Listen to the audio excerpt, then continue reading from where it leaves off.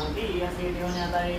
लीलावतीने साधू वाण्याला एक दिवस प्रश्न विचारला, अहो पूर्वी केलेले सत्यनारायण व्रत आपण कधी करणार आहात?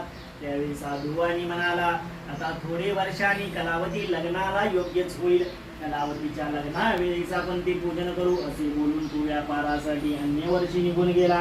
तिकडे वर्षानुवर्ष निघून गेली. कलावती वयाने व गुणाने मोठी झाली. जसे कलावती वयाने व गुणाने मोठी झाली, जसे साधू वाण्याला समजले की आपली मुलगी लग्नाला योग्य झाली आहे, त्याने यथाशक्ती एका दूताला वर शोधण्याची आज्ञा केली. तो दूत वर शोधण्यासाठी कांचन नावाच्या नगरामध्ये गेला व कांचन नावाच्या नगर मात्र साधू आणि करण्यास विसरला. तो व्यापारात चतुर असणारा साधू आणि आपल्या जावयाला घेऊन व्यापारासाठी थोडे दिवसांनी चंद्रकेतू राजाच्या राज्यामध्ये गेला.